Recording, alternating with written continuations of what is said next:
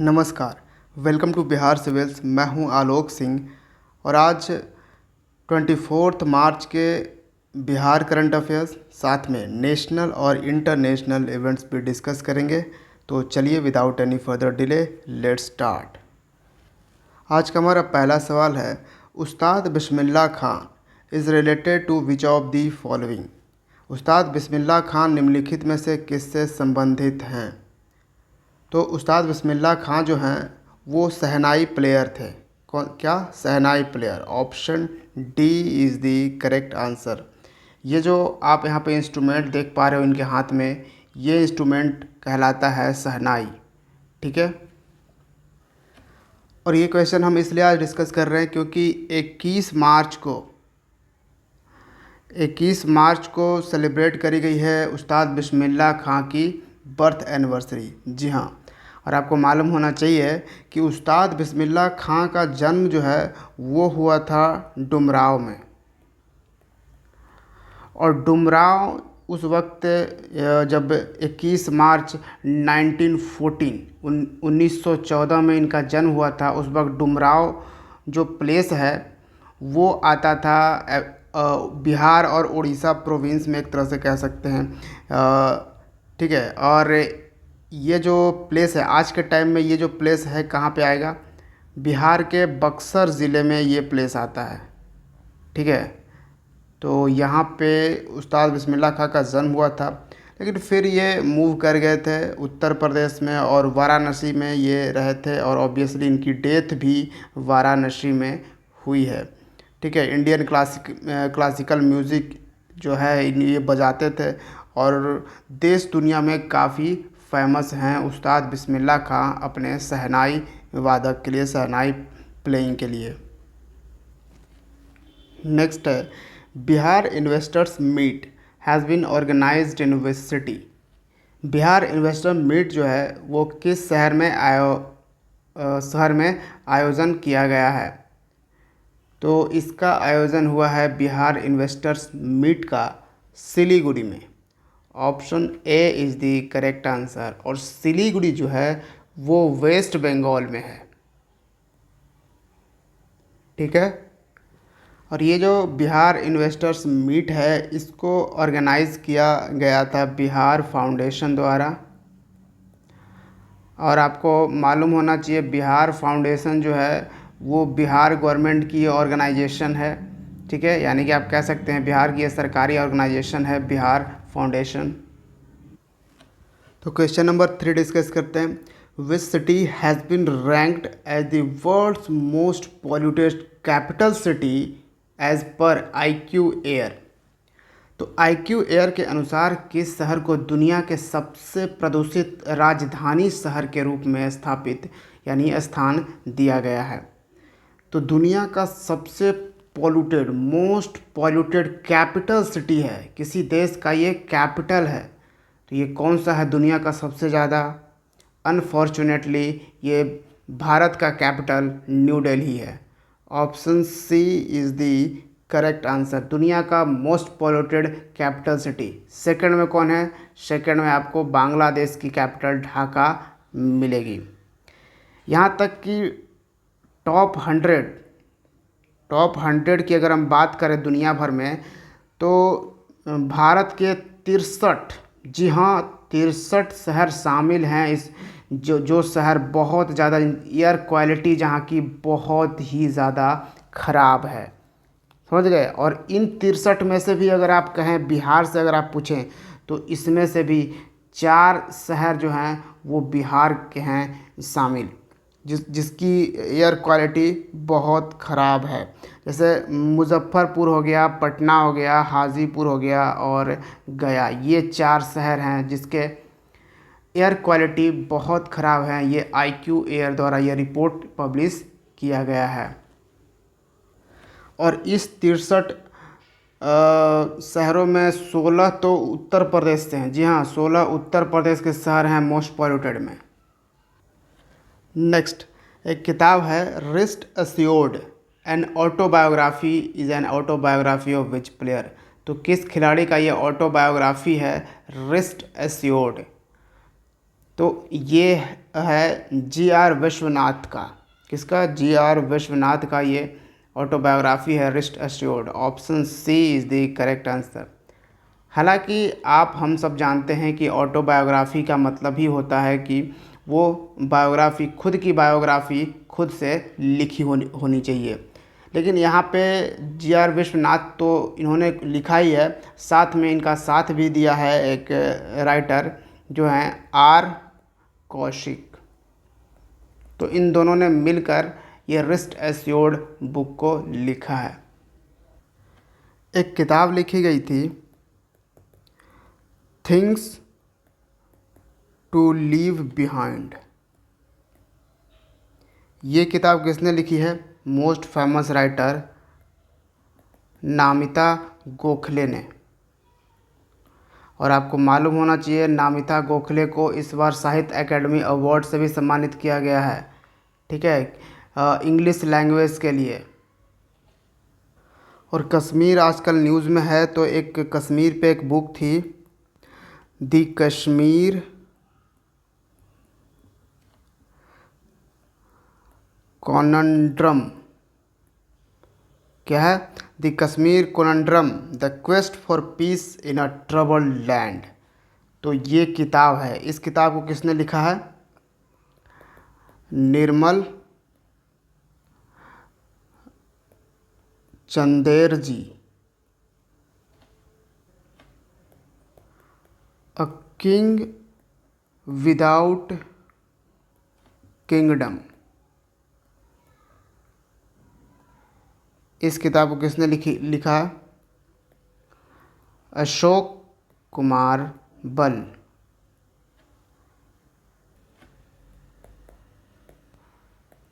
The midway battle. The midway battle, Modi's rollers coaster second term. इसको लिखा है गौतम चिंतमणि ने। तो ये याद रखनी है कुछ किताबें।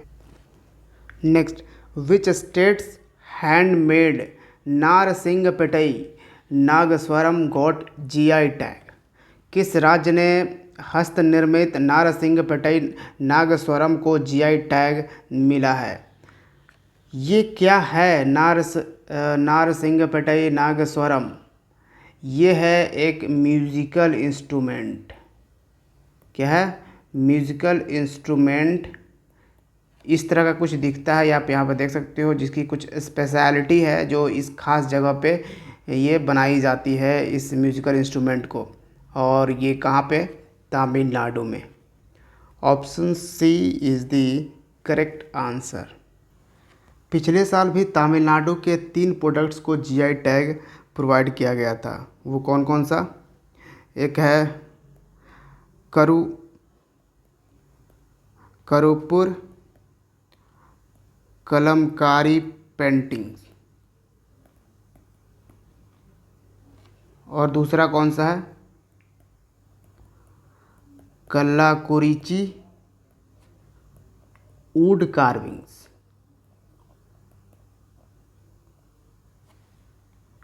और तीसरा है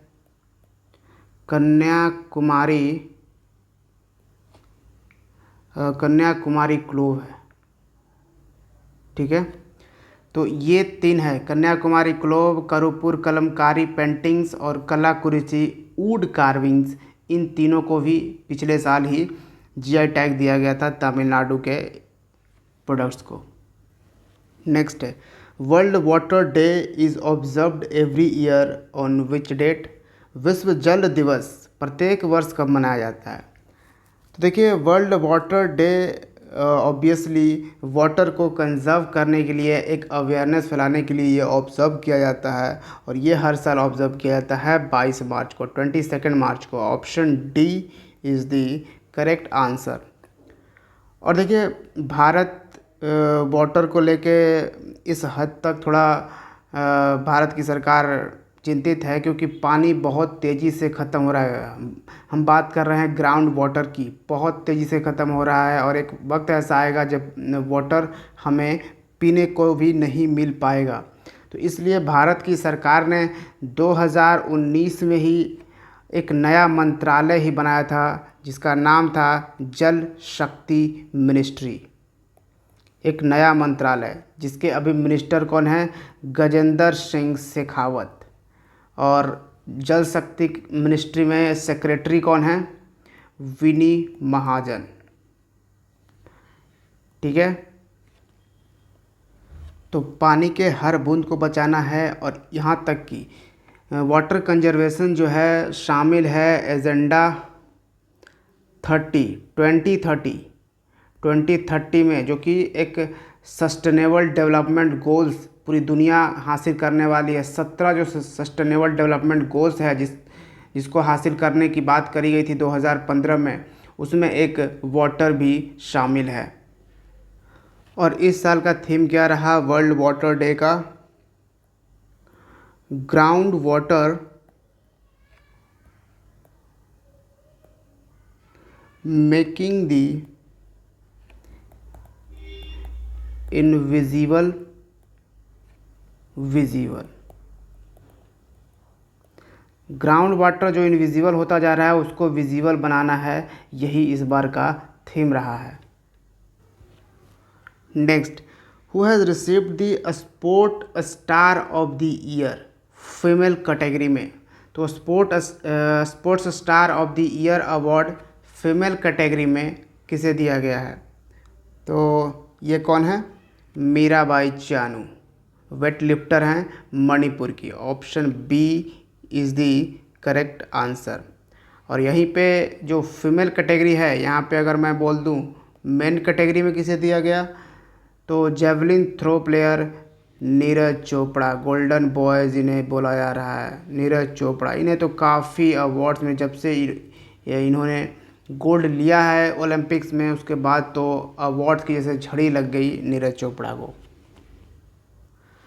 इन्हें खेल रत्न ध्यानचंद अवार्ड भी दिया गया है, विशिष्ट सेवा मेडल अवार्ड भी इन्हें दिया गया है। ठीक है, और भी बहुत सारे अवार्ड्स हैं, मैं फिर कभी बताऊंगा, मुझे अभी पूरा याद नहीं आ रहा। Next, N Biren Singh takes oath as the chief minister of which state.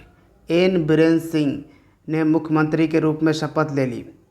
किस राज्य के मुख्यमंत्री बन चुके हैं एन बीरेन सिंह, तो ये पहले भी इस राज्य के मुख्यमंत्री थे एन बीरेन सिंह, और अभी फिर से ये बन चुके हैं, और ये मणिपुर राज्य है। Option A is the correct answer. देखिए, इस साल 2022 में 5 राज्यों में लेजिस्लेटिव असेंबली का इलेक्शन था। ठीक है, लेजिस्लेटिव असेंबली का इलेक्शन कराता कौन है, इलेक्शन कमीशन ऑफ इंडिया। ये 5 राज्य कौन थे, उत्तर प्रदेश, उत्तराखंड, मणिपुर और पंजाब, और एक कौन था, गोवा। ठीक है, अब यहाँ पे हम समझते हैं कहाँ पे कौन चीफ मिनिस्टर बने। उत्तर प्रदेश, 4 राज्य पहले याद रखिए, उत्तर प्रदेश, उत्तराखंड, मणिपुर और गोवा। इन 4 राज्यों में भारतीय जनता पार्टी ने जीत हासिल करी, और उत्तर प्रदेश में योगी आदित्यनाथ ही चीफ मिनिस्टर रहे। उत्तराखंड में कौन रहे, जो पहले थे पुष्कर सिंह धामी रहें उत्तराखंड के। मणिपुर के अभी एन बीरेन सिंह हो गए। गोवा के प्रमोद सावंत हैं, जो पहले भी थे, ये भी बन गए। तो ये 4 राज्य जो थी वो भारतीय जनता पार्टी ने जीती। पंजाब एक राज्य था जिसको आम आदमी पार्टी ने जीती। जी हाँ, इस राज्य को किस पार्टी ने जीता, आम आदमी पार्टी, जो कि जिसको हेड करते हैं कि अरविंद केजरीवाल। और यहाँ चीफ मिनिस्टर कौन बन गए पंजाब में, भगवंत मान। और ये एक कॉमेडियन थे एक टाइम में। ठीक है, तो ये चीज़ें याद रखिएगा। तो क्या कांग्रेस कहीं नहीं जीती, जी नहीं, कांग्रेस कहीं नहीं जीती। Next, which bank has announced the launch of smart hub व्यापार प्रोग्राम। स्मार्ट हब व्यापार प्रोग्राम जो है वो किस बैंक ने अनाउंस किया है लॉन्च करने के लिए। तो ये बैंक है HDFC। Option C is the correct answer.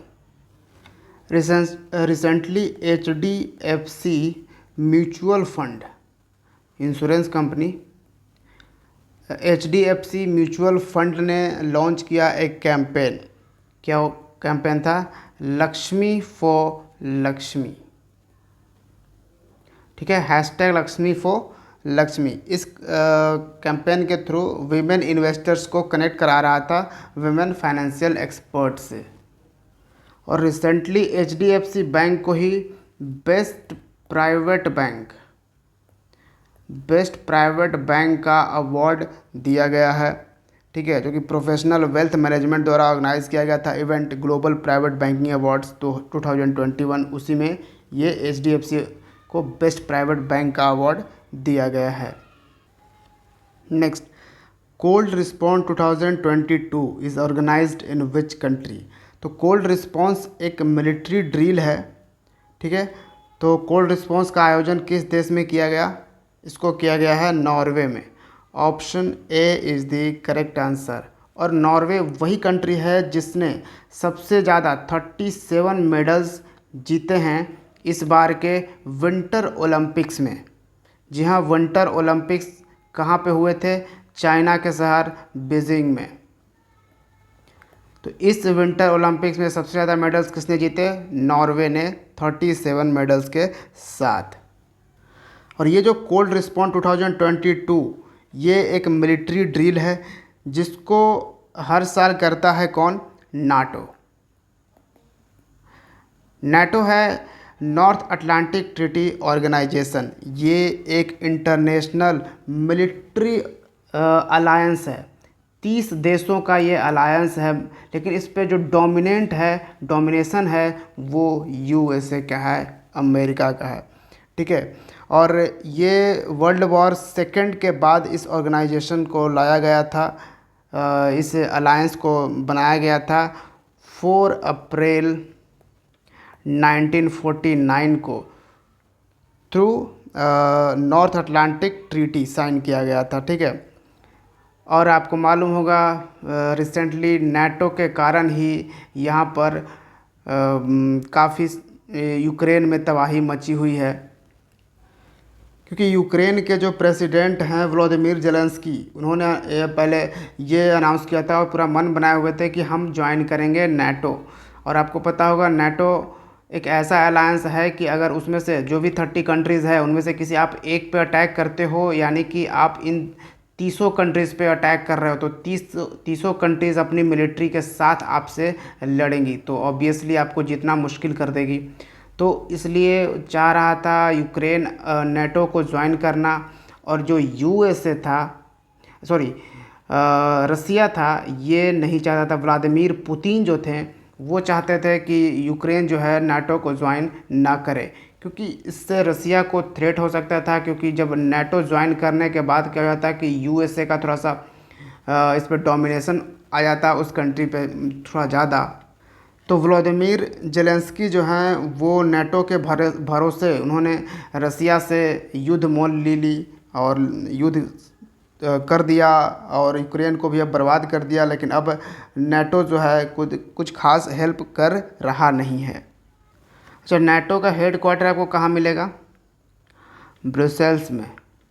Brussels है बेल्जियम एक्चुअली, हाँ बेल्जियम में है। बेल्जियम में आपको ब्रुसेल्स मिलेगा, यहीं पे नाटो का हेड क्वार्टर है। नेक्स्ट, NMDC क्या है? National mineral development corporation has inked an memorandum of understanding with which institution for drone based mineral exploration. तो NMDC ने किस संस्थान के साथ ड्रोन आधारित खनिज अन्वेषण के लिए एक समझौता ज्ञापन पर हस्ताक्षर किए हैं? तो NMDC यानी नेशनल मिनरल डेवलपमेंट कॉरपोरेशन, इसने साइन किया है किसके साथ? IIT खड़गपुर के साथ। Option C is the correct answer. NMDC जो है ये एक गवर्नमेंट ओन्ड कंपनी है, सरकारी कंपनी है, जो काम करती है अंडर मिनिस्ट्री ऑफ स्टील, ठीक है, मिनिस्ट्री ऑफ स्टील के अंडर ये काम करती है एनएमडीसी। और देखिए ड्रोन जो है मध्य प्रदेश वो स्टेट है जहाँ पे 5 ड्रोन स्कूल ओपन होने वाले हैं, जिसमें से एक देश का पहला ड्रोन स्कूल ओपन हो चुका है मध्य प्रदेश के ग्वालियर में।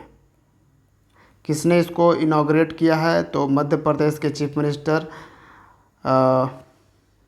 शिवराज सिंह चौहान और union aviation minister Aditya Raj Scindia. Recently सरकार ने ड्रोन इंपोर्ट पे बैन लगा दिया है।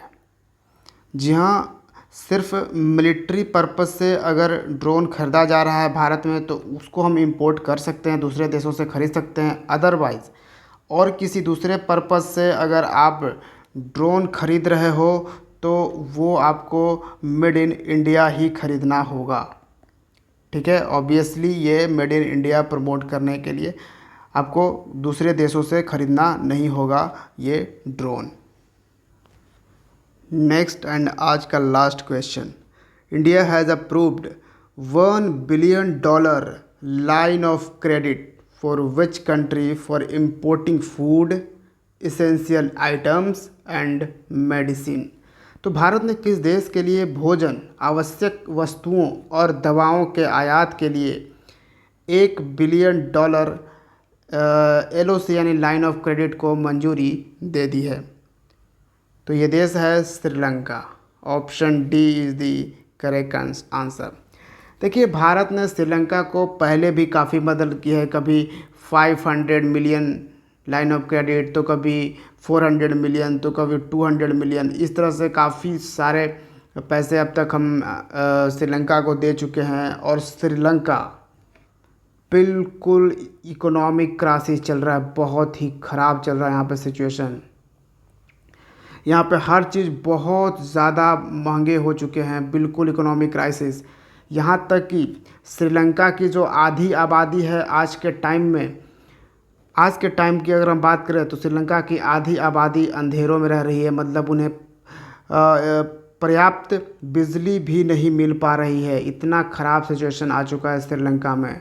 हर चीज़, ब्रेड, रोटी, हर चीज़ का जो है दाम बहुत ज़्यादा हाइक कर चुका है श्रीलंका में, यहाँ तक कि लोगों को मिल भी नहीं रहा है। तो सिचुएशन काफ़ी ख़राब है, इसलिए यहाँ पे हम फूड और इसेंशियल आइटम्स हम उन्हें दे रहे हैं। 1 बिलियन का लाइन ऑफ क्रेडिट दिया है। लाइन ऑफ क्रेडिट का मतलब होता है कि आप जो भी सामान आपको ज़रूरत है, जो भी आइटम्स की ज़रूरत है, वो हमारे देश से ख़रीद लो, हमारे देश की कंपनियों से ख़रीद लो, और जो पैसे देने हैं वो आप आराम से धीरे धीरे देते रहना, कोई आज ही देने की ज़रूरत नहीं है। ये होता है लाइन ऑफ क्रेडिट। श्रीलंका की कैपिटल है कोलंबो और श्रीलंका के प्राइम मिनिस्टर कौन है? महिंद्रा राजपक्ष। और प्रेसिडेंट कौन है श्रीलंका के? गोटबया राजपक्ष। दोनों भाई हैं और दोनों राष्ट्रपति और प्राइम मिनिस्टर का पद संभाल रहे हैं। क्या लगता है श्रीलंका में किस एथनिसिटी की पॉपुलेशन सबसे ज़्यादा होगी? एक एथनिसिटी है